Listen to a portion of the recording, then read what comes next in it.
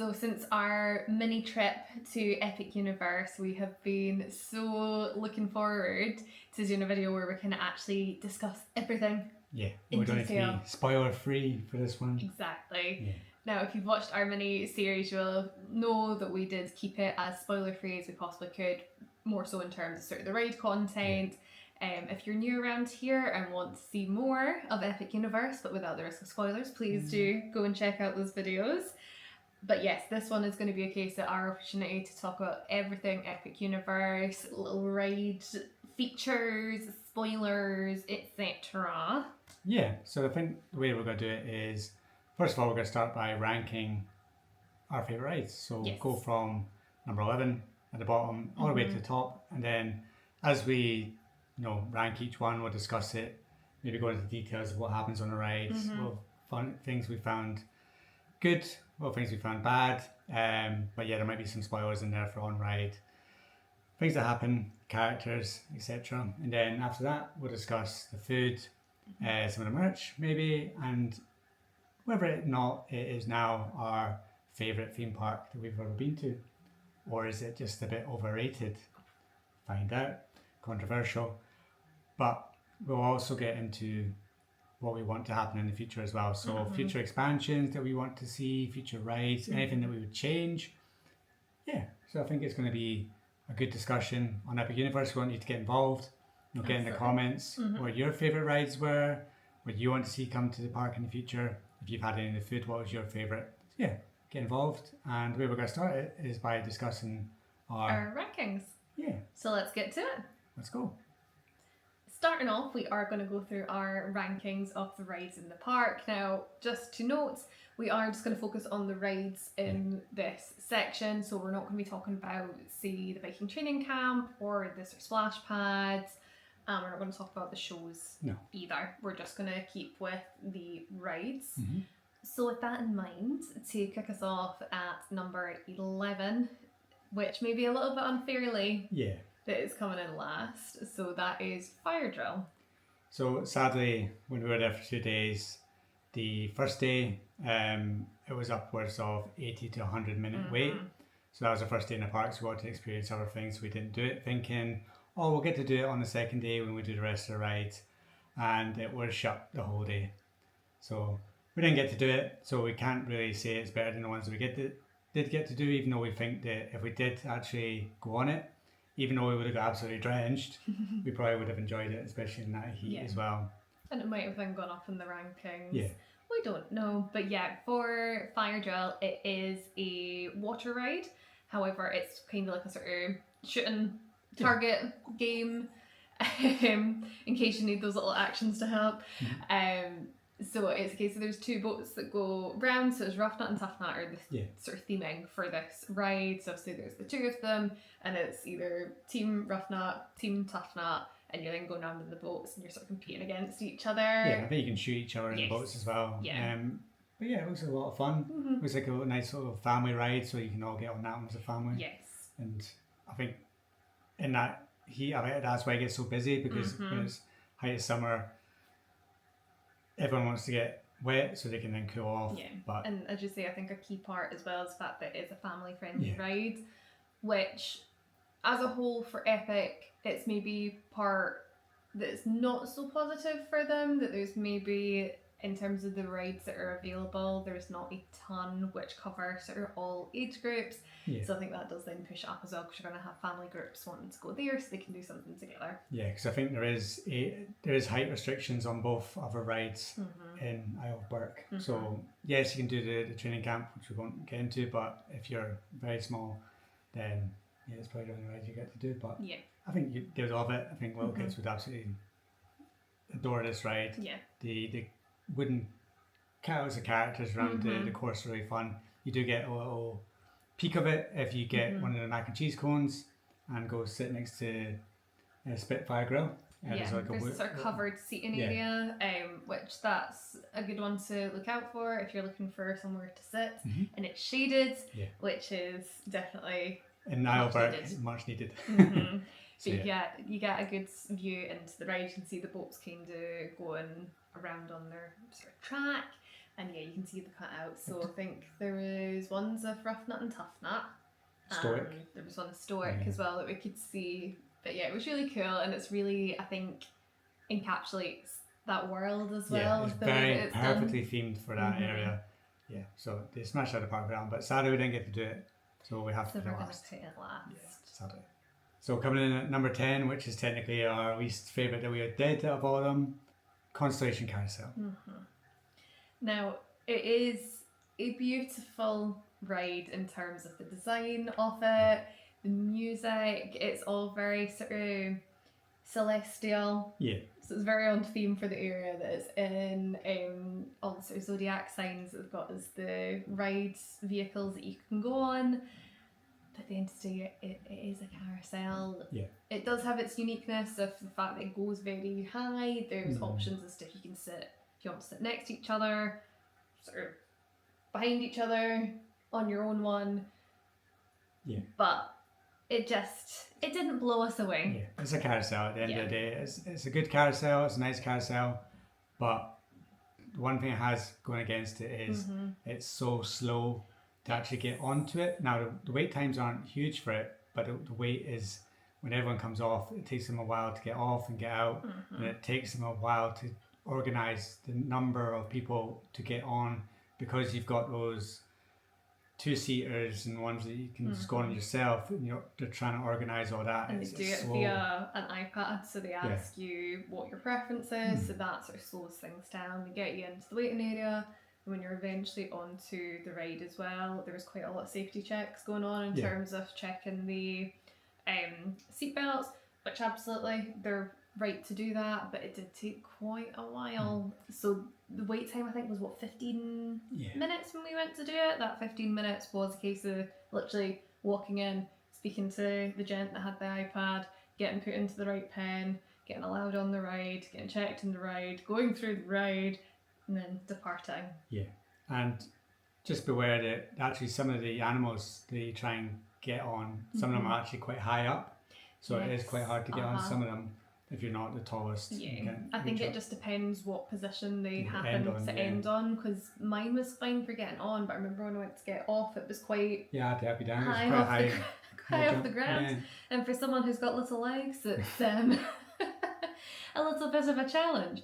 So it's worth bearing in mind. I think in terms of that, accessibility wise, you would probably need to go on certain vehicles if your mobility is limited, but that's obviously things that you can discuss with the cast members that are there as well, and they'll be able to sort of guide you with that. Yeah, we're glad we did it. If it's a short wait time next time we're there, we'll do it again. But it's just not one that's going to absolutely blow you away. You're not going to come home and go, oh my god, the Constellation Carousel. I can't stop thinking about it. Can't believe I got on it. Yes, but yeah, it's a good ride. Yeah. It's just nothing. It's a nice addition to Celestial Park, and it takes up a nice bit of room, and it's very pretty. But yes, wasn't anything special for us, so hence its ranking number there. Yeah. Coming in at number 9 is Yoshi's. Yeah, Yoshi's Adventure. It got sort of built to us before we go into the park. It's sort of like a people mover around the Nintendo world in a Yoshi vehicle. Sounds great. I mean, we love People Mover. Love People Mover. One of our favourite rides in Disney World. But yeah, it was kind of a long wait. I mean, we've seen this get up to 60 to 80 minutes. The queue's cool. You go through this little wooded area, there's toads everywhere. Yeah. Good fun.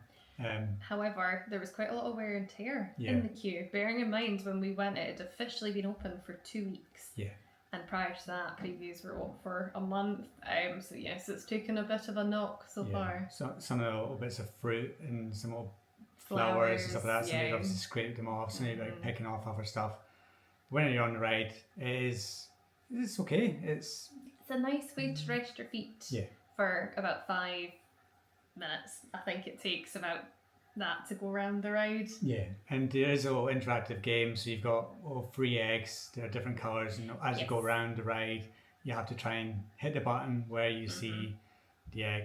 And there is some animatronics that appear of different Nintendo characters, which are very cool. They're very well done. It's very, I think it's a cool addition to that area.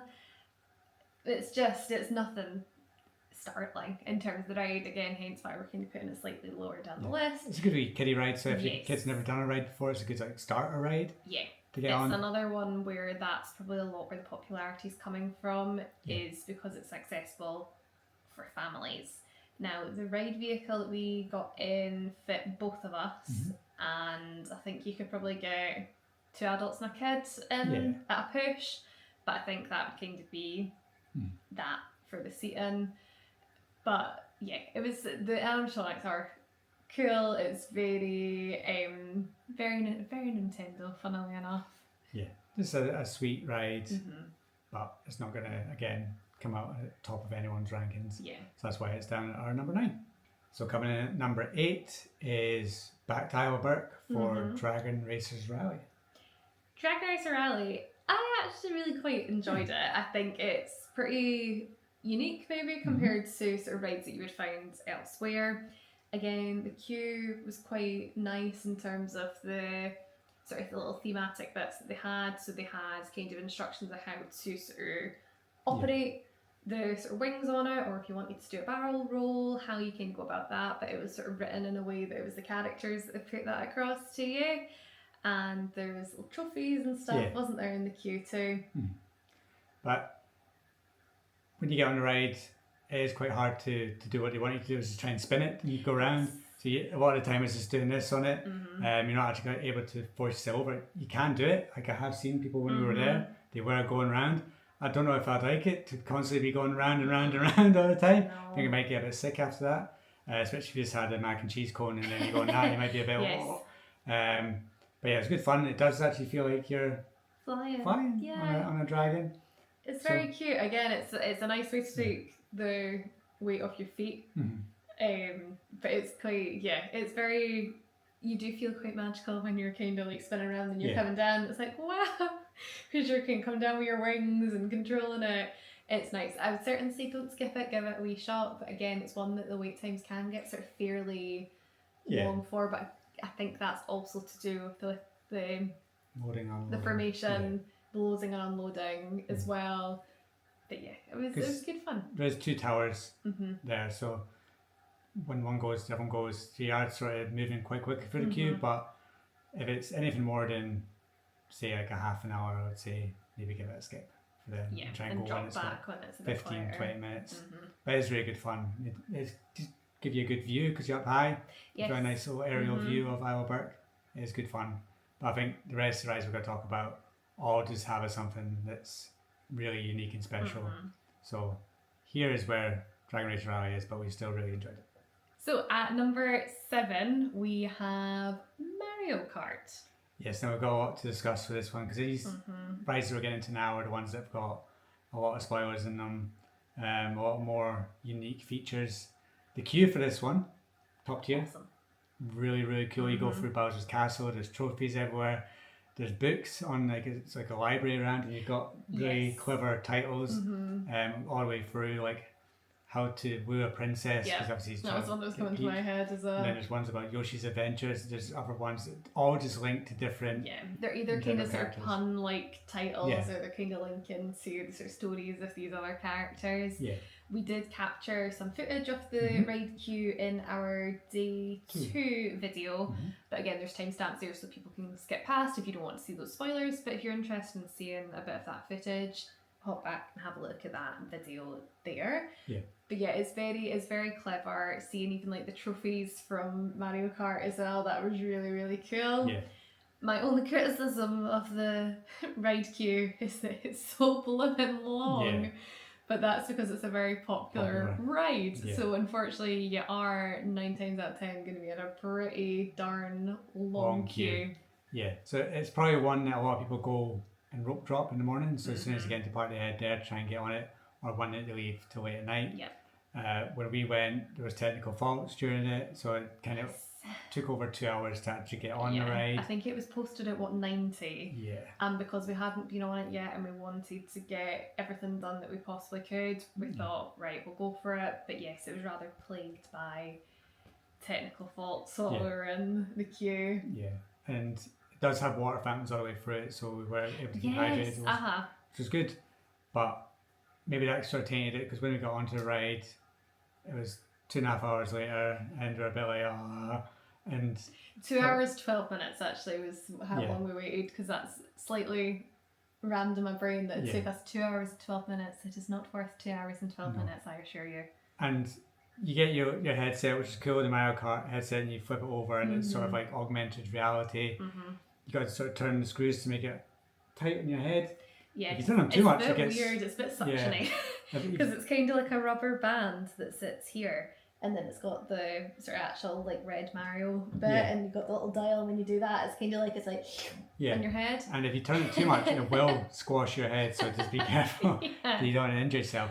But when you get onto the ride, it's sort of like augmented. Now this ride's also in other parks. It's in Japan. It's in California. There are some instructions before you get on. So you go into one of the pre-show rooms, which have also got the costumes as well for the characters, which is pretty cool. And they do have a sort of instruction part where they're saying about the fact that you need to sort of turn to aim, and that you then use like your buttons to sort of release and everything. But yes, when you get on and you start to go, it isn't the easiest to navigate. No, and I think it's one of these rides that it'll take a couple of times to get on it to actually fully get what you're supposed to do and get good at it. But that's 2-3 times waiting in like an hour to 90-minute queue unless you're paying for express. So it's going to be a long time for you to get used to it. And then when you're actually on the ride, now what I think about with Mario Kart is racing, fast cars, going at speed, and this ride is not a fast one. It's more of a dark ride. You're kind of just going around slowly. There's scenes, there's cars whooshing by you for the augmented reality, but you yourself are not going fast at any point. I think the theory of it is really clever. I think it's a really clever idea, but I'm not sure the execution comes across as well. Now, the part that I thought was the coolest was Rainbow Road. So that came in towards the end of it, wasn't it? Yeah. It was one of the last parts. Now that was really cool because it went totally dark, and then you've got in your sort of goggles or visor, you've just got like Rainbow Road like this, and I think that really lent itself to it, whereas maybe just the other ones didn't come across quite as well as they could have. Yeah. So I think this isn't new. Like ever since this ride came out in Japan and California, people have been saying this about it. It doesn't seem like it is the idea of what many people have is Mario Kart. There's certain elements that are really cool, but it didn't stick the landing for me, and I would never wait more than 2 hours for it ever again. And we're going to California next month, and we're discussing whether we'd actually do the ride over there or not, or give it a skip. I think it depends on the ride time for it, to be quite honest. I think one thing to mention as well is if you've got a power-up band, you can then scan that when you get on the ride. It's not a necessity though, you don't have to have that to be able to do it. It's just a case that kind of like it's part of your sort of in-app counter in terms of things that you've done and sort of points and coins that you've collected with the ride as well. So it's a 4-seater. So we had mentioned this in our tips video in terms of it's one of these ones that if you're going on as a single rider, it's maybe not necessarily going to really benefit you that much because of the sort of the formation. With it as well, I know it's a very like maybe something a bit silly, but for me, because you're meant to be kind of like moving it with your steering wheel, and it's kind of giving you the points for that. But obviously everyone in the vehicle's doing the same thing. So maybe it kind of takes, I don't know, it doesn't feel, I didn't feel it was as immersive as it possibly could have been. I think you're, like my brain's kind of going thinking like, oh no, I'm not controlling this because everybody else is doing the same thing. Yeah, and that's when it sort of breaks down when it's so slow and you realise it's not moving fast. It does sort of trick your brain because the things that are happening in your visor look fast, but you can tell you're not going at speed. And now we still got it at number 7 because we think the queue is fantastic. There's certain elements about it that are really good and really fun, but it's just not Mario Kart for me. And yeah, I think it should be something more like the new coaster in Universal Hollywood, the Fast and Furious coaster, something like that. The dueling coaster that you're actually racing. Yeah. Granted, understand why they maybe wouldn't go for something quite so hardcore with that because they're going to try and appeal to that sort of family audience. But yeah, it was good fun. It's clever, but it's just not as amazing as it possibly could have been, in our opinion. Not as epic. And for number 6, we are taking our first trip to Dark Universe, because number 6 is Curse of the Werewolf. Curse the Werewolf, I really enjoyed. Yeah. Really enjoyed. I think it's a lot of stick that's undeserved. I agree. I think when we got on it, it was posted at about 20-minute wait. I think it does deserve more than that, but I think unfortunately it tends to kind of get jammed up at about the sort of 80-minute mark, which I'm not sure I would wait that for it.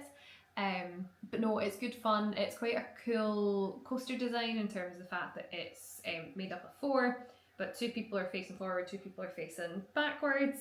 But in the process of the ride, it is a swirly whirly that it kind of turns you around, so you get your chance going backwards, get your chance going forwards. It's a really smooth ride and it's good fun. I think the closest comparator is probably Guardians, right? In terms of the spinny bit, the spinny part. If that's something that makes you feel sick when you're on Guardians, especially the bit where, I don't know how to describe it, but you're kind of going around, this Earth is in the middle and you're going around Earth and you sort of spin around. That's kind of like what it's like. It's kind of like that. But I think it's really good fun. It's, as you say, it's very smooth. I would love to do it at night. Yeah, very much so. If you had like that going around, you had the burning blade going on fire, and it'd be great. The only thing that I would say that would make it better was when you go through the wooden structure, and that is where you meet the werewolf. You go through it, then you go back through it. I think it's a bit too quick. I think if it had an element that was kind of like, say, Slinky Dog, where you stop and then something happens and then either we need to get out of here and then go forward. But I think because it's constantly just moving and go back and forth, some people even miss that effect, don't you? Yeah, because the werewolf's just hanging over, and then unless you're looking up at it, you miss it. There's a lot of people I've heard say, "I didn't see the werewolf." It's huge.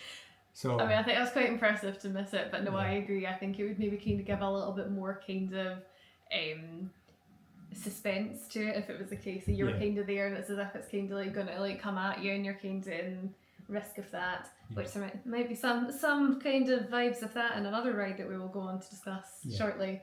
But I would agree. I think they could have done with that. My other thing would be, I wish it was slightly longer.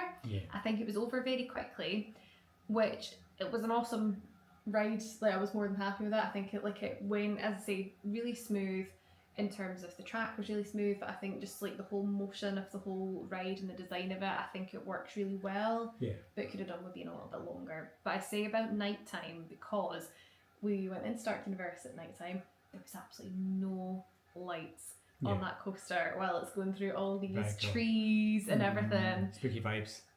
I think that would just be amazing. Like, I think you obviously go through the same trees during the day. Well, it's foggy as well. There's like a bit of fog. You obviously go through the same trees and everything's the same during the day, but with the trees that have got that like sort of spooky vibe to them when it's dark, and they're kind of like, and the sounds, because they are playing out sounds from the bushes and stuff like that. The fog, all of it just gives it that atmosphere. So I think that would be really, really fun to do. I think if we did it at night, it might shift up more as well. I don't know. We'll have to give it a go when we next go back. I do think we'll get into future things to come later on, but I do think once the park's complete, people will start to appreciate this ride a bit more, because there'll be more to do in Dark Universe.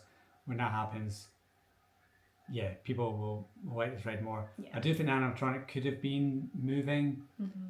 It's got a bit of a current Yeti vibe to it, where it's just the sort of thing that's hanging over, it's just there. Where it could be grabbing. But really fun coaster. I think as well, I think we sort of touched on this during the vlog series as well, if you've got people in your party who are maybe not big on massive coasters, either they're not keen on them or they've not had the exposure to them, I think that's a good sort of in-between coaster. I think it's a good sort of introduction to kind of going on a bit more of the sort of thrill element with it. But yeah, and even the ride queue I think was really cool. It was really cool Yeah. theming with the sort of the village and Sort of fortune teller yes, who's in the movies. So yeah, it's very well themed as all the rides are in Epic Universe. So yeah, very good. But just missing out on top 5 because I think the top 5 that we're going to discuss are all pretty amazing. So yeah, without further ado. Breaking into our number 5, we have Stardust Racers. Oh, now this might be number 1 for a lot of people. But for us, it's down at number 5. The Julian coaster, 2 different tracks, green line, a bit more intense, yellow line as well. Marginally less intense. So we went on both of them back to back. So we went early entry, went straight to Stardust Racers, got on them straight away, both lines, no wait times, which was great. And I have to say, it's a thrilling coaster. It is fast, intense. I've had no experience like it when you're going around that barrel roll and you look up and there's other people and they're staring at you and that's nuts. That's absolutely crazy. First time I've ever experienced anything like that on a coaster, and it's very intense. But yeah, it just misses out on top 4. Is it our favourite coaster in Orlando? No. For us, Velocicoaster does still pip it to the post, but I think that's just because we're really into Jurassic Park. You especially love Velocicoasters, Velociraptors. So that is always going to be pretty high in our rankings. But Stardust Racers, it's very unique in what it is. It's, in terms of, obviously we're saying about Curse of Werewolf, it could do with being longer. The Stardust Racer tracks are so long. It's such a long ride. It's great. But yeah, green was a bit too much for me. Yellow was a bit better, but it's still pretty intense, even for it meant to be like a bit more easygoing. We again didn't get the pleasure of doing this ride at night time, sadly, which I think could be very much something that we want to do. As Mike says, both evenings, the weather delays caused issue for that, and on the second evening we opted to go and scout out Hiccups and try and get on that because we fancied doing that as our sort of closer. No spoilers getting chucked in there for the rest of this ranking accidentally. So we didn't get the chance to do it, but we did see it at night time and it was really cool to see. Another thing which I don't think I ever actually said in the vlogs, but it was really quite cool, was it goes over this big sort of expanse of grass. You could tell that they'd also been cutting the grass because they've just got like this like nostrils full of freshly cut grass. So if you're a hay fever sufferer, maybe not the ride for you. But yeah, I think going on it back to back in the morning, your first rides might not be the best idea, especially if you've not had any breakfast or anything like that. It is a bit of a head shaker at points. Yeah, it's one of these ones, certainly for me anyway, and I don't know if anyone else has the same feeling. You can let me know in the comments below, but it kind of feels like my brain's like juggling about in my skull. That's very much how I felt after. It's not Hulk bad, you're not getting that. Oh no, you're not like head bashing away, but it's just the force of it. And there's two points where you go really fast on it, and I think there's like a little sort of bumpy, bit slinky dog kind of. Yeah, but it's really good fun. It's an insane coaster. It's the fact that it's got a dual element, the fact that there's 2 different tracks that have different, the way it looks at night, everything about it is very amazing. special. It's definitely up there, shall we say. And we're definitely, next time we go to Epic Universe, one of our main things we're going to do is ride at night because it just looks spectacular. I think even just when you're going over some of the lift hills, getting that view of the park at night from there, all lit up would be and spectacular. When you look up during the daytime and you look at the other coaster, it obviously looks great, but at night time with the lights on the coaster and everything, when you look up it must just be an insane view, and that's why I think a lot of people have it as a number 1 because they've ridden at night and they've seen what it's like. Well, I think as well, even just between the lights that are on the actual trains, but also when you first come out of that sort of launch station, you do your loop round and then you're going through the first launch. And that is it's all sparkly like stars, and that just looks absolutely amazing. And I think at that time of night as well, the fog probably then becomes really a lot more Yeah. Apparent, and kind of more atmosphere, and then with the lights and everything, then you come whooshing out and then up that hill. Wow, must be pretty spectacular. You've got the nod to Back to the Future with the flux capacitor being on the back of it, so that's very cool. Very clever. Yeah, so Stardust Racers, epic ride, and you need to do it when you go. If you have a coaster, it's amazing. Again, doesn't pit Velocicoaster for us, so not quite number one. No, roller but it's coaster. still a very smooth coaster, as you'd kind of hope for a pretty much brand new coaster. But yeah, we're excited to ride it again. Yeah, definitely. So number 4, and this may be the most controversial of our picks, but at number 4 we have Harry Potter and the Battle at the Ministry. We do indeed. Now, this is a very cool ride, and it has an amazing queue, which if you don't fancy going on the ride, make sure to go into the viewing area to at least see the Ministry itself, because it is just straight from spectacular. the movies. Straight from the movies. Yeah, you feel like you've walked into it. It's insane. Incredible. They've done such an amazing job, so make sure to go and have a little look at it, even if you're not going to go and do the ride. Now, we did this on our first day. It was billed at 200 minutes. Yeah. Which ordinarily we would not be going anywhere near anything near 200 minutes, but our kind of thought process was that we didn't want to risk it being down on the second day and not be able to do it. Yeah. It did work out quite well, that it was about half that time that it ended up being, so that was pretty spectacular. It was getting closer and closer to park close time, so the cast members were getting you on that ride and getting you off it. They were straight on, straight off. Yeah, so it worked out well for us in the end. But yeah, we were talking about this the other day actually, that the queue system's so cool that it's set up in sort of different rooms. The actual queue itself feels like it goes fairly quickly. Yeah, that's because there's so many interactive parts of it in each room. I think the slowest part is if you get stuck in the main hallway where you first go in, it seems to take a while to get out of there. Yeah. But once you're actually into the different corridors where there's different moving things on the walls.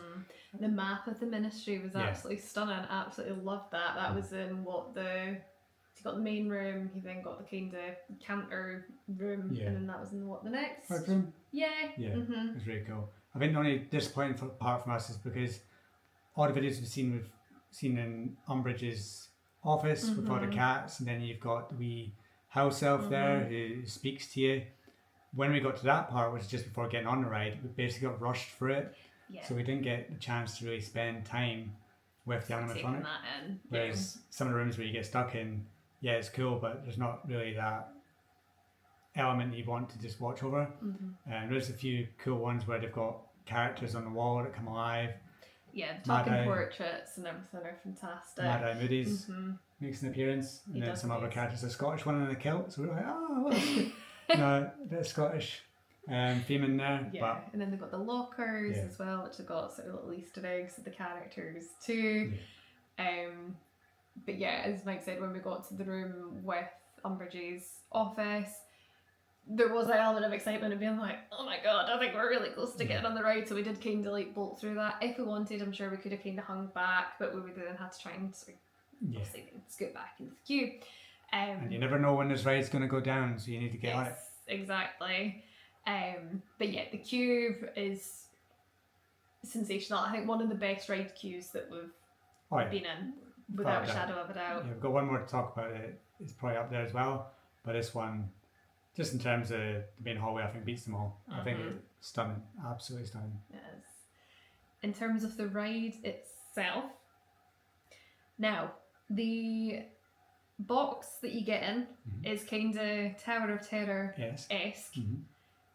It's not a Tower of Terror ride, though. I've seen a lot of people sort of talk about that and sort of asking those questions. It's not by any means. One important thing to note is you must keep your feet firmly planted on the ground, otherwise you risk breaking the ride down. Which, it does jerk you about a little bit, so it does make it a little bit difficult, I will be honest. So it's maybe not the best design, but there we are. But yes, it's very clever. The way that the sort of design of the ride vehicle is with the boxes here, with the wall, sorry, it kind of blocks you from being able to see things What's before you coming come up next, to it, which I think is really good. Because I think that's one criticism I would have of a ride that we'll go on to discuss, is that you can kind of see ahead of yourself, and I think that can sometimes take you out of the moment a little bit. But with this, it can stop you, it keeps your focus right on where you're meant to be. It's all the sort of original characters that are there, so they keep it in that universe. The story is quite cool in terms of going through. It's meant to be Umbridge's trial. She then breaks out, and then there's Harry, Ron, and Hermione trying to catch her, and you go through and you meet different characters. There's Death Eaters there, and there's one very amazing animatronic of a creature from the movies. The Arumpent. It looks like a giant rhino, basically. Yeah. It crashes through one of the walls, and It's it's there. amazing. It's Again, huge. just the scale of it is I incredible. think for me, that's the most impressive thing about this ride is the scale of it. Some of the rooms you're just like, wow, this is huge. Yeah. The way I think that this ride is getting overhyped is the animatronics are not great. So of the characters. they've brought back Harry, Ron, and Hermione, and that projection mapping on the facing is not the one. No. So yeah, I think It's the same for the one of Umbridge as well. Now, bearing in mind that Imelda Staunton actually came back to properly film for this, it's not great. No. The outfits that they do for them, obviously fantastic. The actual animatronic bodies, fantastic. Universal knows what they're doing with that. But yeah, the actual face element, you know how Frozen Ever After gets a bad shtick for having the projections. At least they're kind of like animated cartoon, characters. You can kind of get away with it. We kind of felt I let it down quite a bit for the industry. It does take you out of it when you come around and you see Harry and you're like, oh geez, what's happened to him? And yeah, it was the one of Umbridge when it's in the sort of, there's a big sort of dramatic moment with her, and it just kind of lets it down, I feel, considering the rest of it when you're kind of going along and you're kind of going through all the lifts and everything in the ministry like it is in the film. That's so awesome, the way that they do it, and you do feel like you're genuinely going through that. But yeah, the animatronics, the people animatronics, kind of left a lot to be desired. And I think when this ride first got through previews and you got all the vloggers going on it, they're all saying how amazing it was. They got to ride it as it was first done. Yes. And that's when it started to have issues, and they actually took some of the elements away. So I think there's an area where a Death Eater is pointing his wand at you and it does something to your vehicle, and you're meant to drop. Yeah, and it's meant to which be we did a little bit. We had a little bit of a kind of when the Death Eater was interacting with us in that room, but nowhere near what it was kind of built to have been previously. Yeah. So it's not as thrilling as I think it was meant to be. Which is a shame. I hope they add those elements back in, because without it, it's a good ride, it's spectacular, but there's something missing for me. I think it's just that sort of thrilling element to it. Yeah. If you love the movies and you love these characters, you're going to adore it. It's a new story with these characters, you've got to cherish that. But the ride itself, I think when it first got previewed, everyone was saying, wow, this is the best theme park ride I've ever been on. And then when you go into it thinking you're going to get that, and then doesn't live up to it, it's a little bit disappointing. Yeah. But the elements of this that are amazing are the queue, and the first time you walk into that ministry part, going through the metro flue, you get the smoke and you come out, and it's just like, wow, I've been transported into movies. Yeah. The only thing of note with that is when you're going through, you're not going to get the flue just to yourself. Yeah. There are people that are going to be going ahead of you and going after you, so you might not get that sort of full amount of wow that you possibly could. If granted, you could be the first person at the front of that batch that are going through and you do get that, but there's a good chance that you're not going to, so just prepare yourself for that. You might not get your certain insta-worthy shots, and when you're leaving at the end, they are quite keen for you to go. You can't then double back on yourself, they will tell you off. We saw that happen to quite a few people. So it's just, obviously I know that's not the be all and end all, but let's be real, we all like taking our photos, we all like taking our videos, so it's just something that's worth noting. I do think, had Dobby obviously not met his sad demise, I do think he probably would have been the central character in this ride, but Yeah. for obvious reasons he Sadly. is not. But yeah, definitely go and check out the rides. I do think the park as a whole, I think, showcases Universal's tech savviness. Yeah. And as much as we're saying that we wouldn't wait 2 hours to Mario Kart, if this one was a 2-hour wait, we would wait for it. We are very keen to do it again, to give it Yes. another go. Mhm. We only did it once. We want to do it again. Yeah. There has been elements added back to it Mhm. since we've been on it, so we're excited to do it again. Mhm. We think it is an amazing achievement by Universal. Mm. It's just 1 or 2 things could have made it. A little Amazing. bit better Yeah. and bumped it up the rankings. Yeah. Our number 3, which might come as a surprise to people, depending on what your opinion is, Mhm. you can let us know, is Donkey Kong Mine Kart Madness. Now, this was actually our first ride It in the was. park, so maybe there's a little bit of bias because it was the first ride we got on True. in Epic. But we really enjoyed it. Mhm. From the queue, where there's elements you can use your band, the big animatronic that's in there that talks about its golden bananas. And just the ride itself, I thought it was really, really fun. Mhm. There's the element of it going off the track, the misleading part of it. Yeah. Really good fun. It's I mean, it's very quite quick. clever the way that they design it Yeah. in terms of it being that sort of track. The actual wheels are on the side, so they can then kind of design whatever so that, as you say, there's the missing gaps. It's like you're jumping over it, like Yeah. in the game. It was really good fun, Mm-hmm. honestly. We all have a fun coaster. So Yeah. the fact that it had those elements to Mhm. it, again, it wasn't the longest, it wasn't the fastest. Mhm. It just put a smile on our face. And because is. we just smiling all the way through it, we thought it was absolutely amazing. Mhm. And then you meet Donkey Kong at the end as well. He's there and Diddy Kong's there. Mhm. And yeah, just what a way to start in Epic Universe. Mhm. That was the first ride. We're so glad we did that instead of waiting for Mario Kart. Oh yeah, Just got us No off to the perfect comparison. start. So I Mhm. think that reminds. it might be a bit biased for it being our first ride in Epic, but I think we picked right. And I think it's really good though. I do genuinely think anyone would enjoy it, even if you weren't au fait with the characters themselves. It's just a good fun ride, and again, it's a pretty good family ride. I'm not quite sure what the height restriction is for it, but it'll be less. We had seen quite a lot of things before we went talking about it being a real sort of bone shaker. yeah, Didn't find it too No. bad. We'd also seen criticism of people saying if you were in the second row that it wasn't as good because you couldn't kind of see the effects and everything. In our opinion, that's a load of rubbish. We were in the second row, and the way that it's tilted when you're going through the bits where there is the sort of effects that you need to see the track, etc., you can still see it and you don't miss out on that. So you'll be fine wherever you're sat, as far as we're concerned anyway. But yeah, really good fun. a lot of fun. So it's a very deserving number 3 for us. I think when we were talking about where we were ranking things, it has to come down to sort of what brought us the most joy. Yeah, so it's not the most thrilling one. Like we would have put Stardust Racers here if we just wanted to go for Full thrill. yeah. coaster. But we came off Stardust Racers and be like, wow, that was great. But my neck hurts and my head hurts and I need to go lie down for a minute. But when it came off this one, we were just smiling. Yeah. And we were like, wow. I think as well because we made a point for Epic to, as best as we could, avoid spoilers in terms of the actual sort of ride content.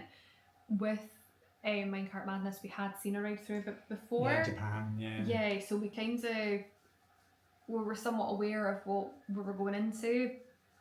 Yeah, we weren't But expecting it that. didn't. Yeah, we weren't expecting like a high thrill Hagrid's type coaster. Yeah. It was just a good fun one. Characters that we actually love. I've got my Donkey Kong Mario set. Yeah. Mario set? Mario set? Lego set. Mario Kart set, I think is what you're thinking of. Amalgamations in there. But yeah, it's just really, really good fun. We recommend it to everyone. If that's what you're going to do for rope drop, you've made a great choice because you can get that. That's how we did it on our first time. You're avoiding big long waits because it does get very popular because it's again another one that a lot of kids can do, whereas maybe Stardust has a bit higher of a height requirement on that. But yeah, really, really good fun. And coming in at number 2, and it is so close between 2 and number 1. Drum roll. Monsters Unchained. Woo! Yes, Monsters Unchained. I was going to say it was incredible. It is. However, I will be honest, on my first ride through, I wasn't sold on it. I was a little bit disappointed, but that's because we didn't get a proper run through. We had, I was going to say a technical fault. I'm not sure it was a technical fault. I'm not sure if it was perhaps a case that they had to stop the loading for people to get on who perhaps need a little bit more time for getting on to the seats, if that's why it paused. But it paused at quite a poor part for us. It then meant that we missed out on quite a significant scare from the Werewolf, and it was his sort of like swiping towards us, and also we missed out on a bit that's like he basically sort of spits all over you, which is quite immersive. When it's restarted, there's a bit of creature as well where he's grabbing you, so there was like 3 animatronics that were just still, and then eventually when we got going again it started again, so I think we missed out on 3 really key elements. Now I still loved it, but then when we came off, I think you could see it in our first day vlog. I think you were just a bit like, oh. I think I was so hyped for that ride that it just didn't quite meet my expectations. And to refer back to what I'd started to say earlier in terms of what I give points to Ministry for is the fact that it blocks you being able to see what's coming up, so it's a surprise when you come to it. With the way that Monsters is designed, and I understand it is to do with the theming and the fact that you're going through the catacombs with you're getting guided on like this sort of arm thing, it's part of the pre-show, etc.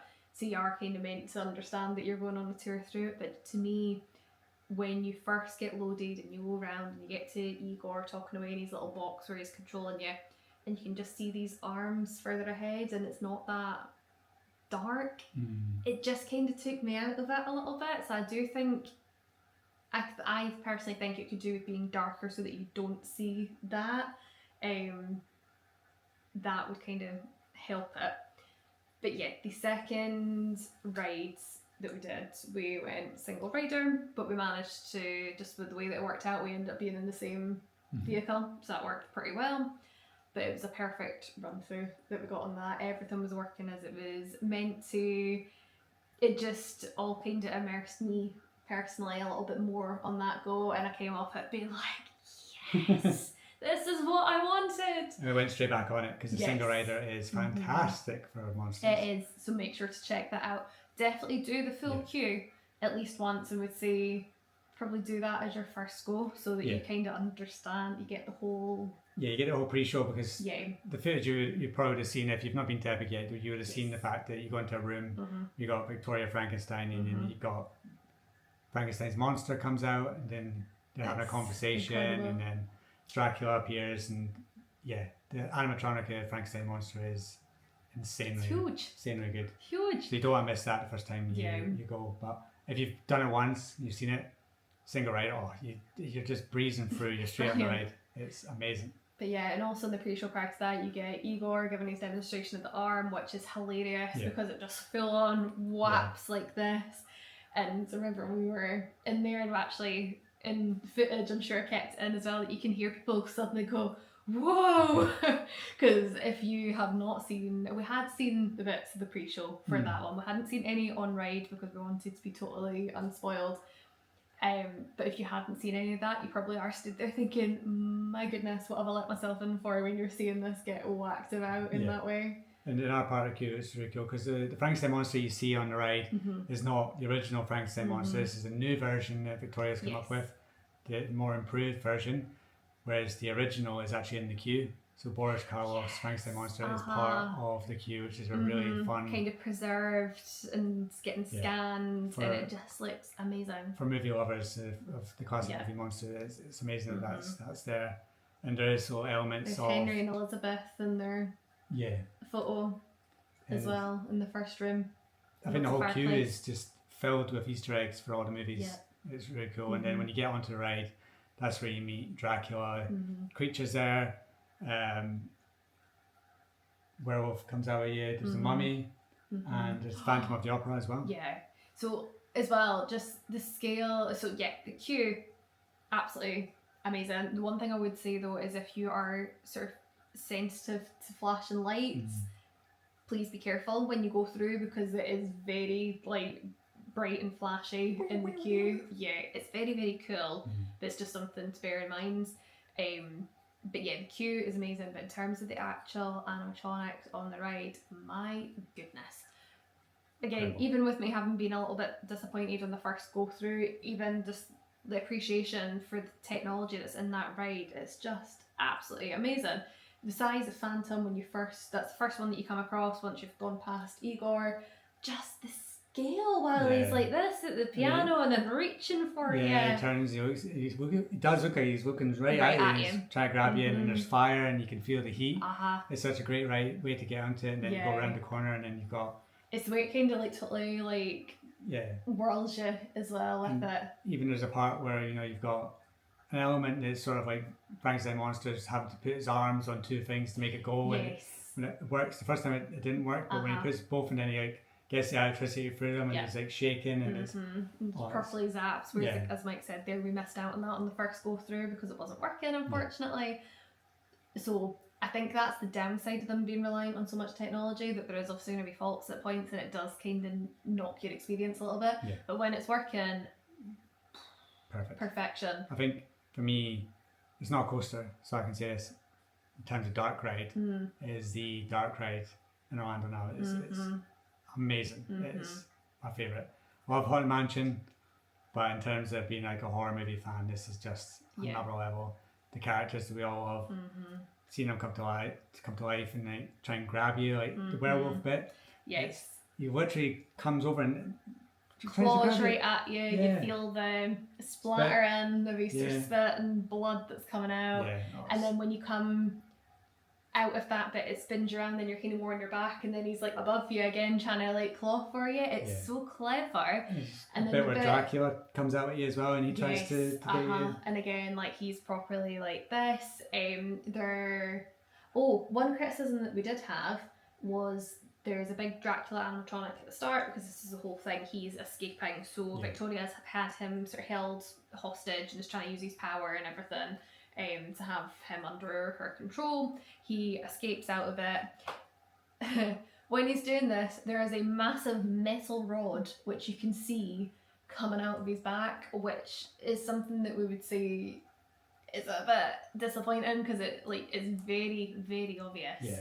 Well, I wonder if they could have sort of made it into a story a bit more of he's held captive by something, like there's something like a chain or something coming that's around him, and then that like bursts open, and then you would be like, okay, he's coming free of the thing that's keeping him attached. Because he's coming out of this sort of portal thing, there's all these lights behind him, and then you just see this bit of black. It was just a bit that was a bit disappointing. But then the other parts where there's parts where it's like just screen based, but then there's parts where there's screen based, and then there's an animatronic. So there's a massive Dracula at one point which is sat in front of sort of screen going on, and that's really, really effective. It's done really well. The Mummy, because you mentioned that, have to give a shout out to that. This thing, massive. So the first part is he's in his sarcophagus, and then it starts to sort of burn open, if you like, which is done through projection, but it's just so incredible the way they do it. And the next part, when you come to that, the absolute size of this big mummy, like the head and the chest and everything that's like coming out. Yeah, it's definitely not one from the movies, the Brendan Fraser movies. It's not like that. This is a different scale of mummy. It's spectacular. Huge. Even when you meet Creature for the first time, because you don't see him coming, so like you're on the arm and you jolt forward, and he's just like in a little alcove, and you're like into him. Oh yeah, it's amazing. It's great. Now, those are all the monsters that are present. Sadly, in like the footage for the ride and some of the posters for the ride, the bride's in it, but they took her out, and she's not in the ride anywhere. Wonder if that was like a post sort of. I'm not sure, but they've got it's kind of part of the theming. If you go and speak to the bride, she's kind of, in terms of the meet and greet, she's aware that all this is going on, and she's then helping Frankenstein's monster, the new one, escape. And they do kind of have sort of conversations around this, which I think is quite clever. I do wonder if there was a story element beforehand where it was kind of like it was Bride and Frankenstein monster were the main two, and then they were kind of like, oh no, let's like incorporate this Victoria character into it and take her out, because having like another like female lead that's connected to Frankenstein's monster and Frankenstein would have been a bit strange, confusing maybe. Other than that, I think the story of it was perfect. The way it ended was poor great. Igor at the end. Does he live? Who knows? Wait, he's outside. He's walking about. Well, this is very true. He's carrying on in Dark Universe. But yeah, it's it's for a horror fan like myself and haven't seen all the movies. It's just it's chef's kiss. perfection. Yeah. It's I think as well, mentioned this in the day 2 video on the second go through on single rider. The group that I was with, they were hysterical. So they hadn't been on the ride before. There was one of the girls who screamed her head off the whole way through. So they did ask me beforehand, they were like, oh, is it like really scary? And I'm like, no, you'll be fine. It's fine. It's fine. It's not as bad. It's certainly not as bad as like the big arm like whapping you about. Bless her, this girl absolutely screamed her head off the whole time, but she came off it and she was like, that was awesome. But yeah, it was pretty entertaining getting other people's reactions. I think sometimes adds to it. We always when we went to SeaWorld on our first trip together, when we went on, it was Icebreaker. Yeah. There was a guy and his son that were behind us, and he was like, what was it? Oh lordy! Oh Lord! Oh lordy! Save me, Lord! It was great fun. So I think just people's sort of reactions can sometimes add to your experience. But yeah, I cannot wait to get back on that ride. There's part of me that's like, we should have gone for like another ride through the single rider, but here we are. There's so much to do in that part. But yes, it's a very, very strong number 2. It could probably easily be number 1 as well, but there's just one ride that pipped that for us. Yeah. So yes, number 2 for Monsters Unchained, and all I can say is great. Even the outside of it, we didn't even talk about the facade. The facade. The Franklin Manor, stunning. Beautiful. Go and see even at night when you've got all the electricity going through it, and yeah, can you imagine in Orlando when it gets September, there's thunderstorms and there's lightning and then there's all that. It hits it. I guess one thing to note though is I don't think the height requirement for that ride is particularly tall. However, it's maybe worth considering the content of the ride. Recently, a friend of mine had been to Disneyland Paris, and bless her, the ride photo of her and her kiddies, they all looked a bit petrified. So in her words, maybe should have had a look at the content rather than just the height requirement. So I would give that as some advice, particularly for this ride, that it could be a little bit too intense. And if you're wondering, what ride that was, and it wasn't Haunted Mansion, it was Pirates. Yes. But there's a lot of more skeletons and ghostly pirates in the Paris version. So yeah, I can imagine for a small kid that would be quite terrifying. But so yes, Monsters Unchained, insane. Go do it. Yeah. And without any further ado, you may have guessed it already if you know who all the rides are. But our number 1 ride at Universal's Epic Universe is Hiccups Wing Gliders. Yeah. Incredible. So if you had said this to us before we got to the park, we'd be like, we would have thought Monsters, we would have thought Harry Potter. Well, we kind of thought, Monsters and Harry Potter, I think, were probably our 2 most anticipated. Yeah, and then we went on Hiccups, and wow, we just absolutely loved it. Now, it might have helped that we watched all the How to Train Your Dragon movies just before we went. The first time you'd ever seen them, I'd seen all of them before that. And it's just... You absolutely loved it.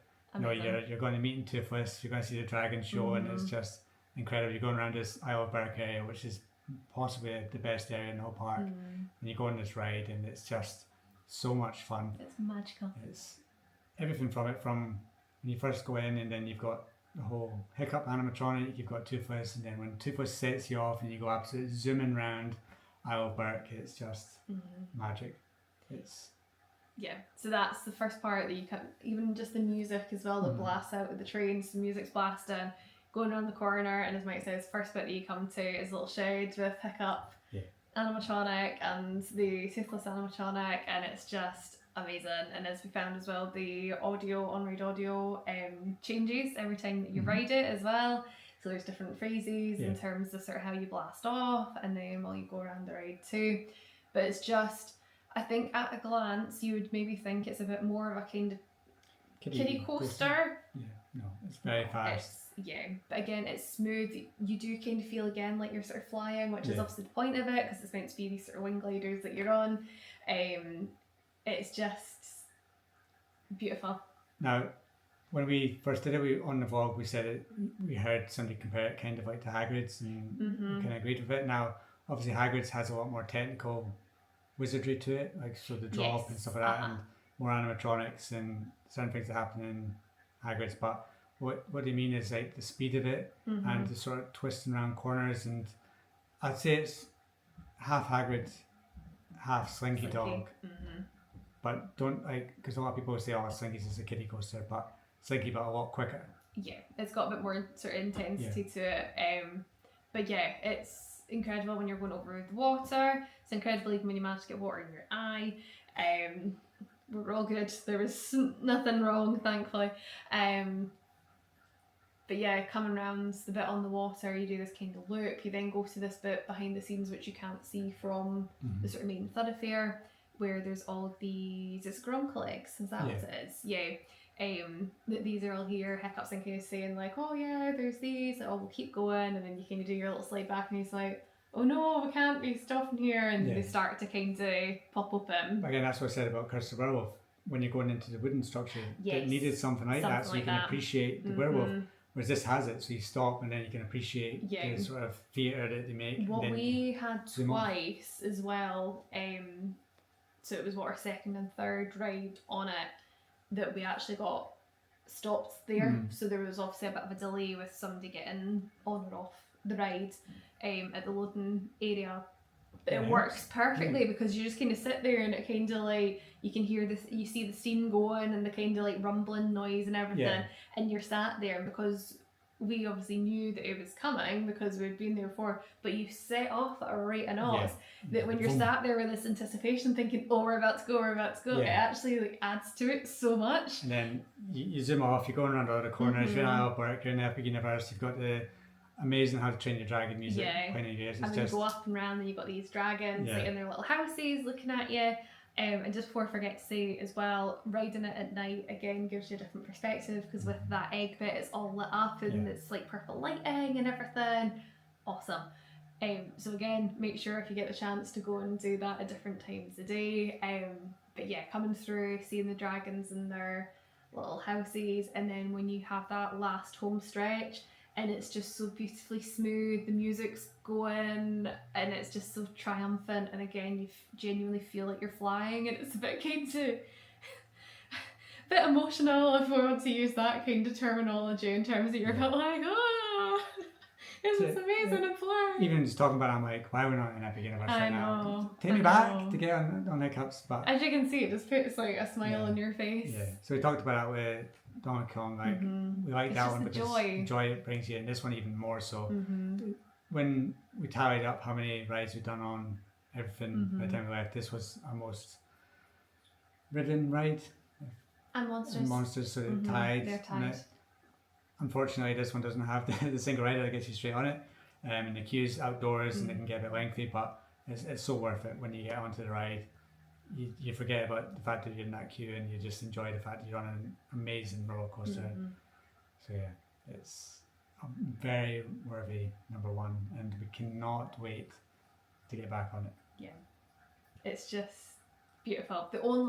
Literally the only criticism that I have of it, and it's a very loose one, is just the way that the ride bar is designed. It kind of hits you at a bit of a strange point on your thigh. I felt so don't go too tight. Don't go too tight, because it kind of, with the way that the ride vehicle moves, it kind of digs quite into your legs and bones. And I have seen a couple of people sort of mention that they've ended up in, it's been a bit painful because it's been a bit too tight. So just obviously make sure that you're safe with the way that it's down, but just kind of take that into consideration, that you maybe wouldn't want to strap yourself in quite. Yeah, you always know coasters that you can put it down comfortably, and then you can always get it another one if you sort of like suck yourself in. Maybe don't do that. Maybe just get it in so it's comfy. And there's no upside down or anything like that, so you're not going to come falling out of it or anything like that. But that is just one very little thing, and it's just more for an awareness piece. But yeah, it's just magical.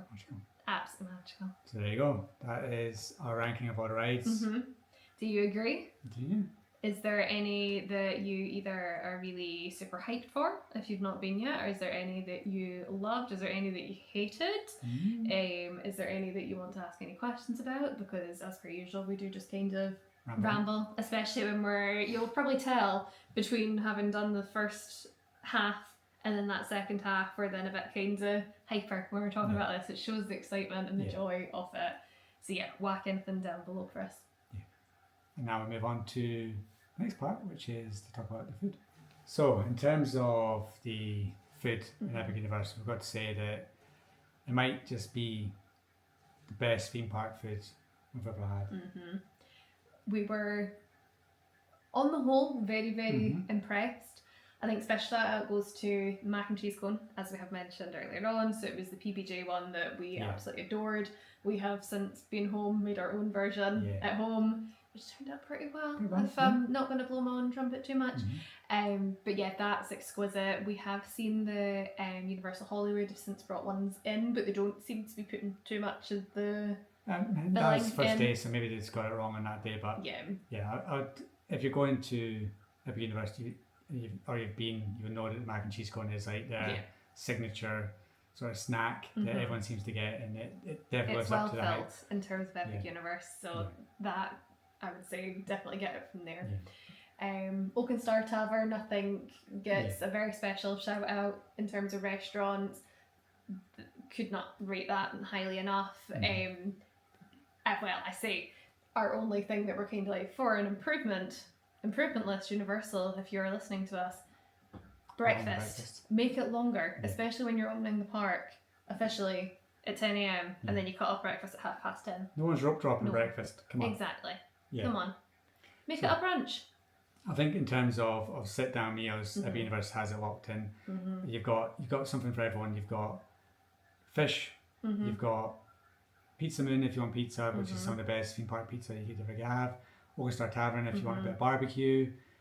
Each portal has its own sit down area, so you know the butterbeer crepes are in Cafe Laird to sit in.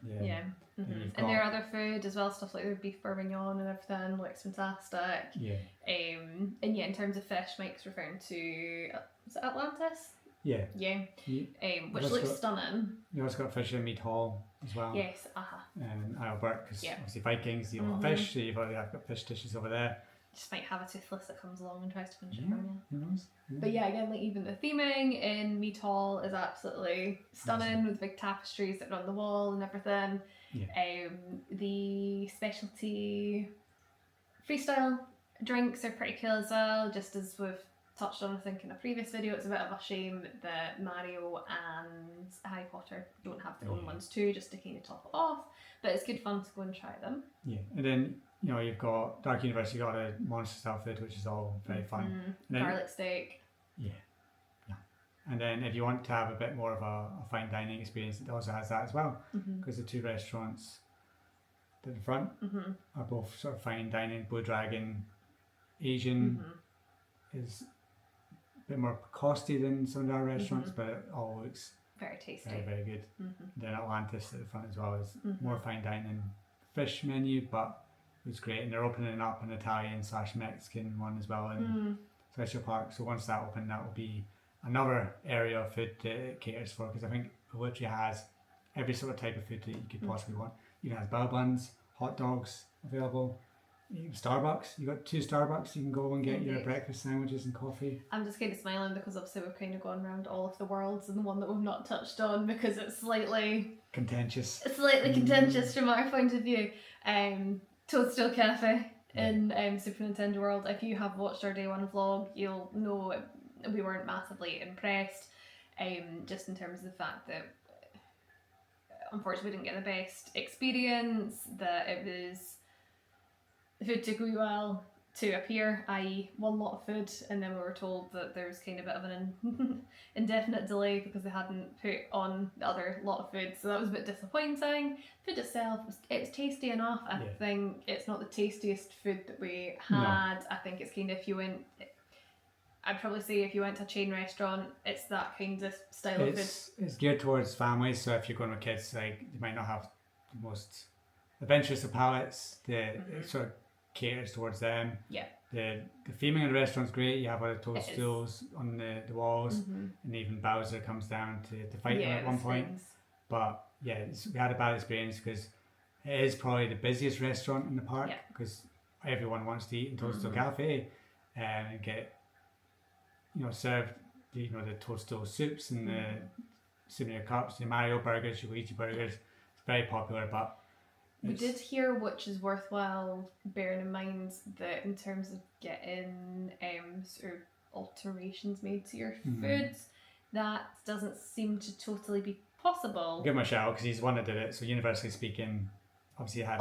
Sorry, forgot that it was. Yeah, so it was him that put it online, and then it seemed to create a big news story. So we turned to him for it, basically indicating that they wouldn't actually change anything on his meal because it seems like Nintendo wants it to be a very strict. Yeah, I think the Chef Toad was used as the reason for that. Which Chef Nintendo owner doesn't want to change it and have any alterations done to the way anything looks. So yeah, just of all the restaurants that are there, it's up to you. You eat what you want to do. If you want to go into Toadstool Cafe, you'll have a different experience than us. You might absolutely love it. Yeah. But of all the options that we had, the amazing food we had at Oaken Star and Pizza Moon, it just didn't compare. And it's one that we wouldn't go back to. Be willing to give the little quick service a go with the little calzones. They look quite yummy. And the one thing that we were gutted that we didn't get, not you so much because you don't like bananas, is the Donkey Kong ice cream float because we went just before, about 15 minutes before the park closed, and for some reason they decided to close that early, which I think is an absolute madness. The amount of money they make from them. Cleaning out the ice cream machine before the shift, I think, is probably the vibe that was going on. But yeah, it's like when you go to McDonald's and you can't get a McFlurry or a milkshake because the ice cream machine's not working. But if we want to talk about ice cream, we had some of the best ice cream in Epic Universe that we have ever had. Frosty Moon, absolutely amazing. And it was I thought it was so cost effective for what it was as well. You got a very decent portion, big scoop of ice cream, and then you got the choice of 2 toppings. Cheesecake, it was like big slabs of cheesecake, big slabs of cake. Yeah. Amazing. Beautiful. Yeah. Cannot fault that. The price it was stunning. And we got margaritas. Yes, that was quite pricey, but I think it's the same anytime you get alcohol in the parks. But yeah, super tasty because it was like out the slushy machine. It was like perfectly kind of blended up with it. So yeah, that was really good. And the frozen bottle beer from the high bar section was amazing. We did get the lavender lemonade, which we wouldn't recommend. Bit of a miss for us. The price it was, and it just tastes like a normal lemonade. It didn't have much lavender to it, which I thought was a bit of a shame when that's kind of the special element of it. But I think we'd like to try some of more of the specialty drinks in there because some of them look very cool. But the frozen butter beer is amazing as always. And then the cakes and everything in Harry Potter as well looked absolutely stunning. We didn't end up getting that just because we had other things that we were planning to get, and we sort of weighed up and chose not to. But the Bitty Gatos looked beautiful, and Isla Bark obviously gave a shot of the marshmallow sheep, and little truffle, dragon eggs, cheesecake, dragon eggs as well. Lovely. Very nice. So yeah, on the whole, food's pretty stunning. I think because Universal, perhaps compared to Disney, doesn't always get the best rep when it comes to foods. Epic Universe very much changes that because sometimes we have conversation like Islands of Adventure, like, what food are we going to get? What food do you want? And then you're kind of going around the lands and you're like, there's not really anything that's like speciality or like unique. Whereas like you're going to Magic Kingdom and you're going to get 5 or 6 different things. Animal Kingdom, you're going to get the burger bao buns. You're going to go to Yak and Yeti. But when you think about Universal, you're not always like, oh, I'm going there because of the food. Maybe for it's more the like brand things, isn't it? Like Cinnabon, etc. Maybe for like Halloween Horror Nights to bring out signature snacks, but Epic Universe totally changes that. Some of the food here is just some of the best theme park food we've ever had, and we can't wait to go back and even try other restaurants that we've not been to yet because we want to try Meat Hall. We've only got drinks from there. We want to try a cafe and get the butterbeer crepe that everyone raves about. Even though it's quite pricey. Yeah, but you got to try it. You got to give each of these things a go. But yeah, if you're a big foodie like us, you're not going to be disappointed with Epic. And just to touch on the merch, so we all have some theme park merch, and you're not going to be disappointed in Epic Universe because there's plenty of areas to get what you could possibly want for the four lands and more.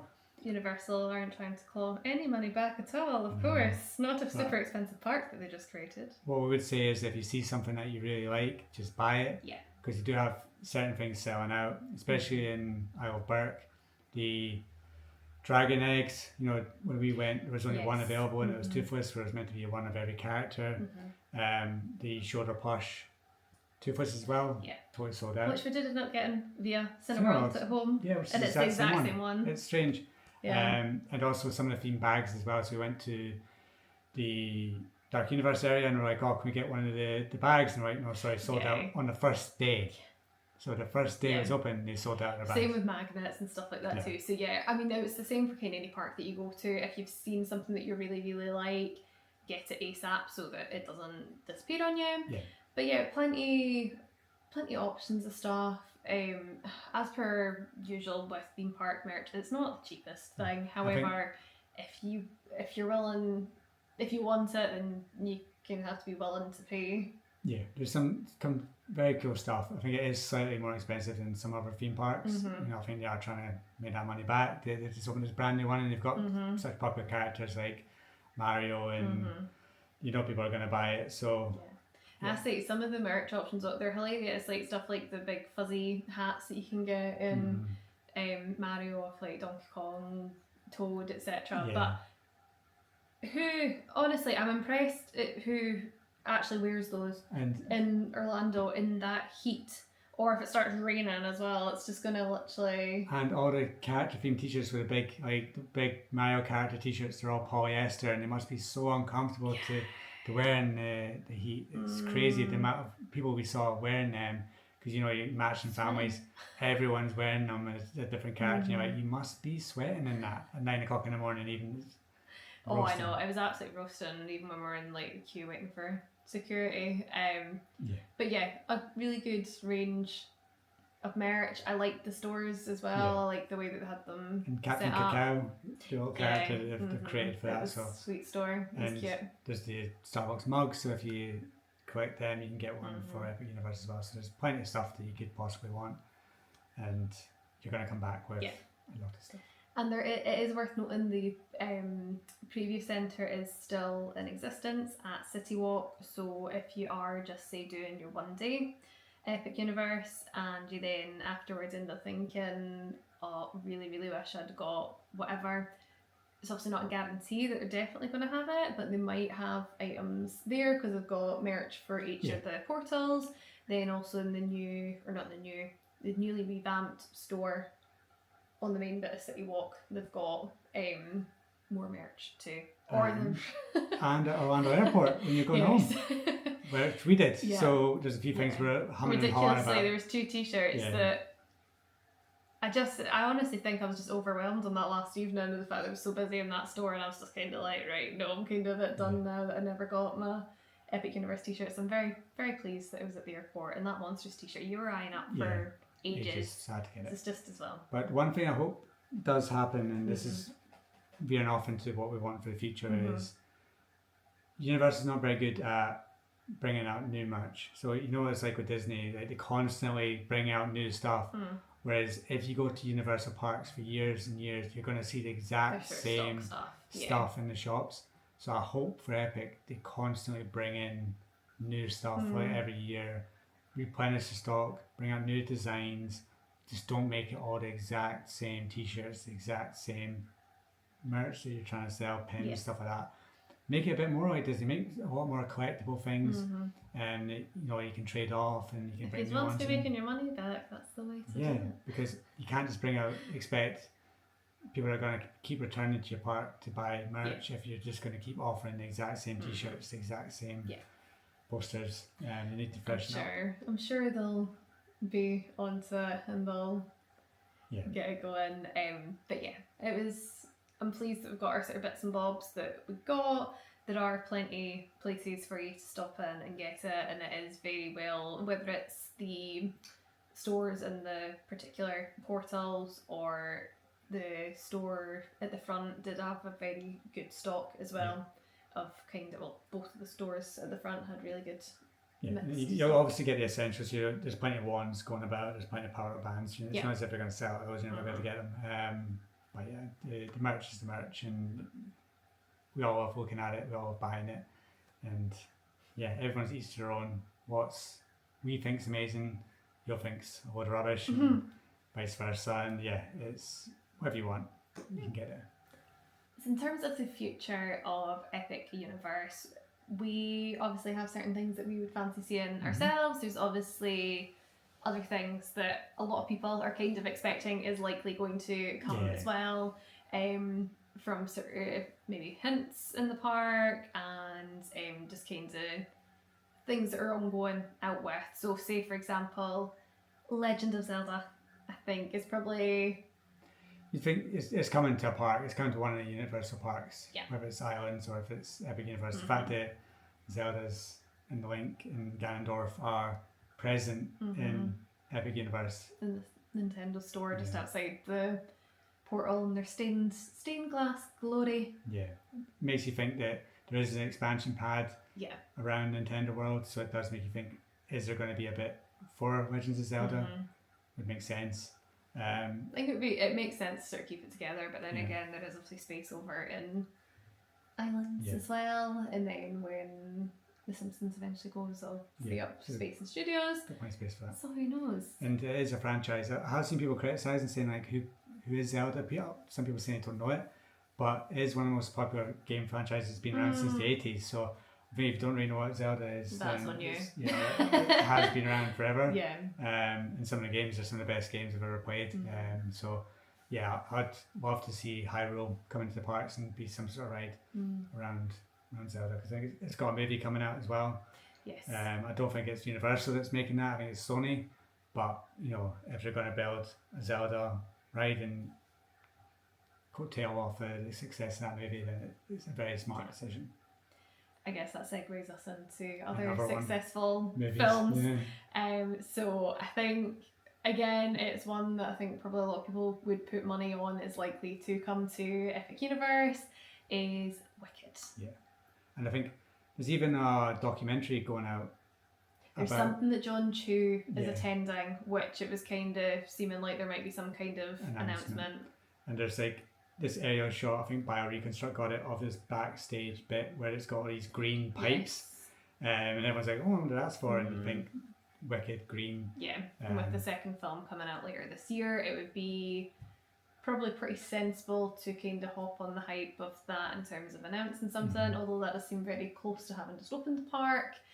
But I think my only concern with it, as we had discussed in our spec video for Universal Great Britain, is whether it has that longevity, I think is a question. So I think it would be sensible to kind of like get going with it pretty quickly, but I think there's a lot of fun that you could probably have with that. I think The Wizard of Oz has been around forever. I think it's such a popular franchise. I think you need to amalgamate the two of them, and it's not just going to be about these two movies. I think you need to have that sort of Yellow Brick Road element to it. With they will come into Wicked 2. Yeah. Spoilers for that. But you know, the characters from Wizard of Oz will come into that, and you can incorporate them into the land. So it's not just going to be Elphaba and. Well, they've kind of done it. If you take Ministry of Magic, the actual world in Epic Universe, they've obviously done a bit of kind of amalgamating Fantastic Beasts, and it's what 1920s Paris, and then they're kind of using the time turner element to then be able to have the actual Ministry ride and kind of have that set in the sort of classic Harry Potter part. So I think you could probably quite easily have sort of two sort of parts. And interestingly, for Harry Potter, they were going to have the broom ride. So it was going to be a second one. It's going to be set on a broom, and Wicked. That'd be good fun. Yeah, you could have one that's flying on a broom around Oz, seeing the Yellow Brick Road, going up to Emerald City, meeting all the characters. So yeah, that Emerald City would look fun. So cool. Yeah. Considering what they've done with obviously Nintendo World, Frankenstein's Manor. Yeah, that would be pretty. I think pretty awesome. There's a lot of people that would love to walk on the Yellow Brick Road. Yeah, to an old city. So I think So yeah, watch this space, I guess. I think both of us would be for it, Mm-hmm. and we'd like to see that come Yeah. to the park. I do think they would be smart Mm-hmm. to quickly get going with Yeah. expansions because everybody loves the park right now, but they It's know, quite small. yeah, and when it rains, a lot of these attractions go yeah. down. So I think they need those expansions. You don't need to go for both of them. You can just do one of them, Mm-hmm. get one of them done, and then add rides to the other Yeah. portals to try and branch it out and bring something I extra. think to continuous development of Yeah. it is going to be a biggie. And then we'll have some more indoor rides because at the Yeah. moment weather delays are a bit of a issue, um especially if you come up to September time. yeah. Interesting what people think when it gets to very, very close to hurricane season. But yes, since you obviously mentioned it in terms of Harry Potter, that there had been talk of a second ride, but that never came to fruition. But there is a building that's ready there for it.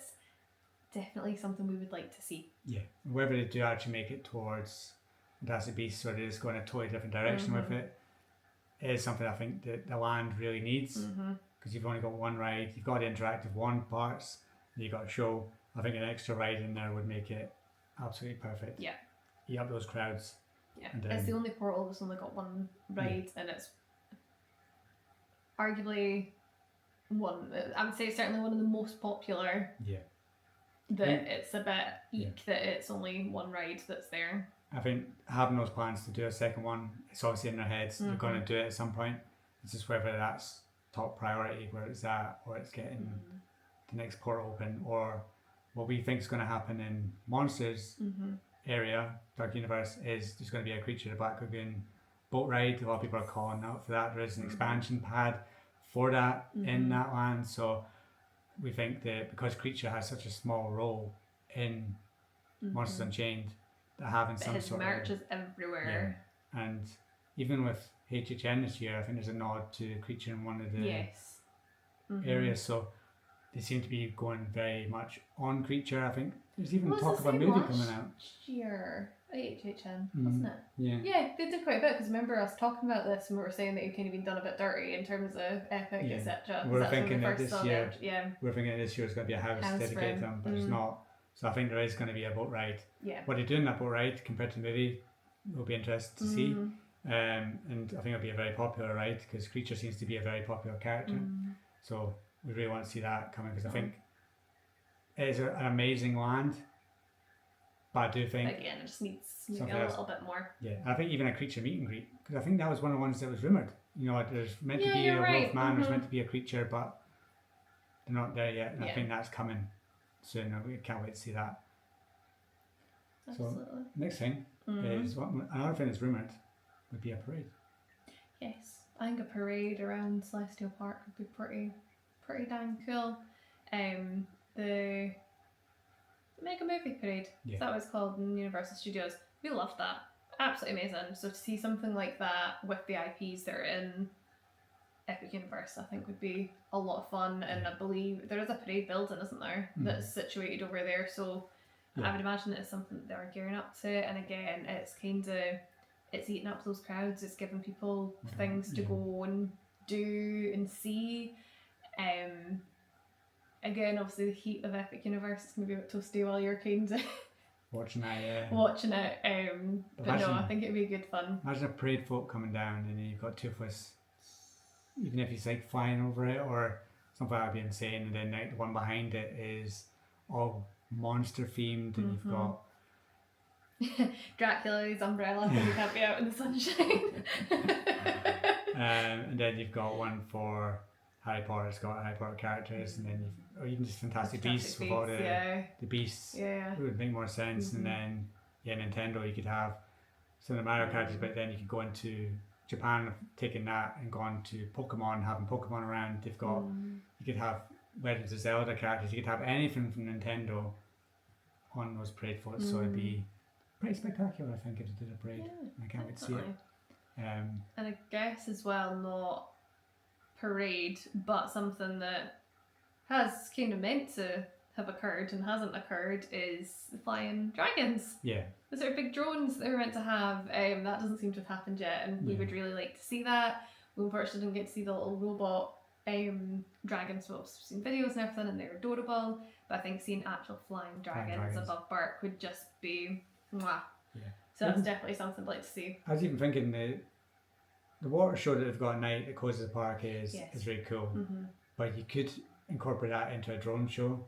You could have the 4 IPs coming together at a drone show over Helios, because they've got space behind there. They could set them all off there. Well, they did it for the grand opening, didn't they? They used a little bit of a drone show, so it'd be cool to kind of see a little bit more of something like that getting incorporated into just sort of general. Because you can imagine in the future you could have drones, and then if they did bring Wicked in, you could get the things they could do with those drones above Helios, and then the dragons, you know, fly over, and then you've got them, and then you've got everything that could come with drones. Maybe you can set up some fireworks as well, so it becomes like not just a fountain show, but it becomes drones, fountains, fireworks. It just becomes a spectacular show that even takes Epic to that even more next level. Because right now the fountain show, you're like, yeah, that's nice, it's really cool. It's a beautiful backdrop of Helios, but I do think they could do more with it. Yeah, I think somewhat connected but not. Something else I would like to see from Epic is for their opening times to be extended. Yeah, 100%. As well. Open earlier, close later. And I think with something like that, if we're going for a big show, rather than having that closing the park, do it a bit like Magic Kingdom, for an easy example, that the show is like an hour or so before closing. Yeah. Again, that's a really good people eater too. So if you then want to go and bang out the rides while that's going on, then that works really well. I don't think anyone's getting out the line for Ministry to watch the Fountain Show. No. But yeah. But no, I mean, like, it's a spectacle, the park, as it is, but some extra bits and bobs would be... The other thing that I can't wait to see is what they do seasonally. And now I know they've announced that there's some things coming for Christmas to Celestial Park, but what they're going to do in Halloween, knowing that they've got HHN in another park, but they've got one that's dedicated just to monsters. Are they going to do anything special there? Are they going to have specialty treats? Is what I want from the park is that it keeps evolving. They keep seasonal additions. Every few months there's something new that keeps people going back, and it can't just be the exact same thing constantly. You need to keep bringing them in with new merch, new food items, new seasonal offerings, parades, shows. I think especially, without stating the obvious, the park is going to be so popular in its first wee while, between stuff like it being affected by weather delays that then obviously impacts the amount of rides that are open, just the popularity of it, and there is a limited number of rides even when they are all running as they should. I don't think it's maybe going to be everyone's number one to go and do it all the time, because depending when you go, there's maybe a bit of a limit as to what you can kind of accomplish. So as Mike says, to then have these other things might kind of encourage people to go, do you know what, I am going to go back, or we'll go and kind of aim for this today, we'll aim for that today, and it's a bit of a mix. I think as well with when they get to the point, which I believe to start next year, that they start opening up the 14-day tickets to as many times as you want to go. Yeah, be interesting to see how busy it is then. And they need to keep evolving it, because even with the food options, they've got the sort of huts that are in Celestial Park. They're doing like hot dogs and bao buns and stuff like that. Yeah. But that they could so easily just change and be so totally different things every now and again. The next big food item that comes out, you know, bao buns are very popular now, but you know, something else might come out. They're like, okay, well now I'll incorporate that. So yeah, it does need to keep evolving and bringing people back in. And I guess agreed. I think at this moment it's kind of, there's certain things that kind of got that viral appeal for the moment, but once they're then there for a while, people are going back as if that kind of thing how many continues. times are people going to be interested in getting the Donkey Kong Sundae once you've had it once? Are you going to go get it again and again and again and again? You know, the flavours, in as much as we loved it, the flavours in the ice cream places, there's only about 4 or 5. Once you've had them again and again and again, are you going to keep going back and forth for it? So it is about evolving it, bringing out new stuff, keep changing everything constantly to keep it fresh and new. Yeah. Very, very intrigued though. I think the place is amazing. We would highly recommend going, but we are excited to see what the future holds. Yeah, and that brings us on to our last topic. Our last topic of this video, which will round us out, is a bit of a biggie. Is it our favourite park? Or is it a bit overrated? So I'll let you go first. Is Epic Universe your favourite theme park you've ever been to? It's the newest theme park I've ever been to. I think in terms of the potential that it has, the technological savviness of it, it's amazing and I absolutely loved it.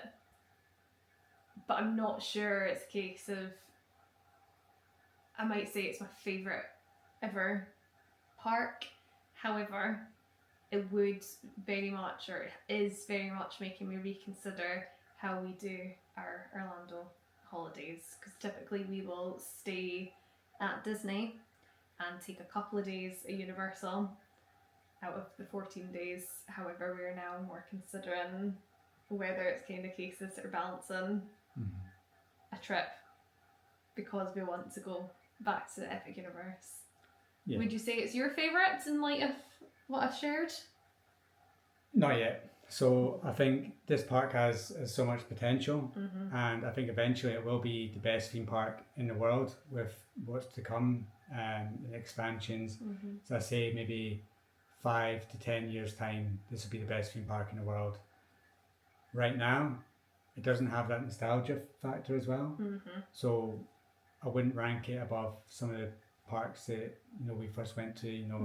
For me, Epcot's my favourite park.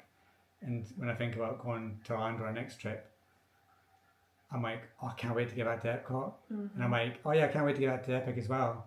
But there's part of me still drawing me to Epcot, still drawing me to Islands of Adventure, because these are the ones that we first went to together that have that sort of nostalgia. Whereas when you think of Orlando, it's like, oh. Yeah, like we think about walking around World Showcase, you think about whereas Guardians Epic, maybe that's where its newness works against it, that it's not quite solidified itself in that sort of emotional pool quite yet. I do think that'll come. I do think you can also have an absolute rotten day at Epic Universe. Oh, yeah. I think we didn't, which we were very, very lucky for. Yeah, of the 2 days that we went, we were incredibly fortunate. But I do take on board, like, we're in these sort of Facebook groups and things and see people's different experiences, and I can see where people are like they're coming away thinking this is the worst park ever, what on earth is this? It's because we experienced some of it because it got to say 6 o'clock at night and we still got 3 hours to go, and then we're looking at the app and everything's closed because there was lightning in the area, and we're like, oh, the only options you have are waiting 3 hours for this or 3 hours for that, and you're kind of like, what do you do? And if that was your full day in September when it's hurricane season and you're just getting on nothing and you paid £180 for a ticket, then I can imagine you're not going to be too happy. But yeah, like for me, it's a stunning park. It's an amazing park. The rides are all incredible, but right now in its current state, I'd say it's not quite there to be the best park in the world. I certainly wouldn't say it's overhyped. No, not at all. Or not in our experience anyway. Again, totally appreciate where people have not had the best experience, where you might kind of go, load of rubbish, what's everybody on about, hate this place.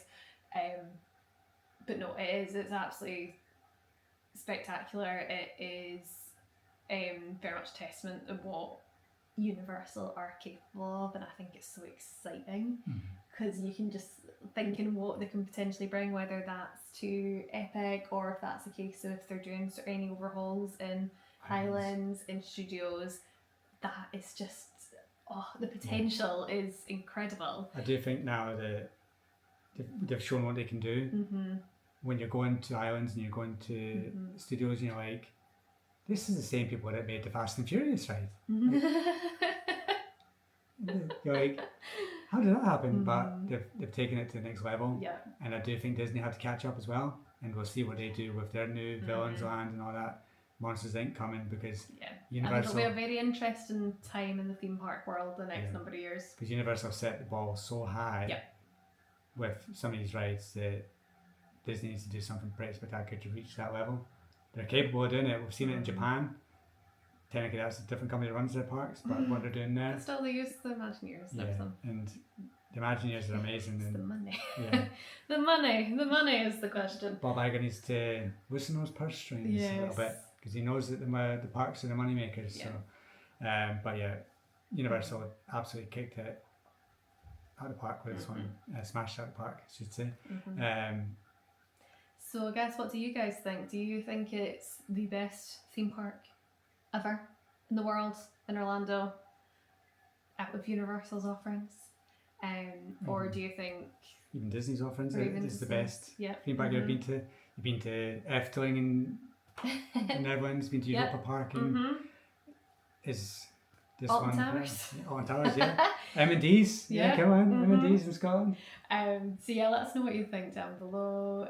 It is something spectacular though. If you get the opportunity to go, absolutely recommend it. So I guess thank you for listening to us ramble away. As I said, feel free to pop any thoughts down below in the comments and we'll come back to you. And if you've enjoyed, please give us a little like, and if you'd like to give us a subscribe as well, then that's fabulous as well. Yeah, we've got next month we will be going to California for the first ever That's time. come around quick. So first ever time we're going to Disneyland, first ever time we're going to Hollywood and Universal there, and we get to do Oogie Boogies and we get to do Halloween Horror Nights. So stay tuned for those. And we're some gonna other little extra exciting bits and bobs Yeah, as well, which are to be revealed. around Hollywood as well. We're excited to And go in around. Disney, because we've got something on the cards Something there. planned there. But yeah, going around some of the famous spots in Hollywood will be very fun, so you don't want to miss out on that. So make sure you hit that subscribe button. Fabulous. Thank you very much, guys, and we'll see you soon. Bye. Bye.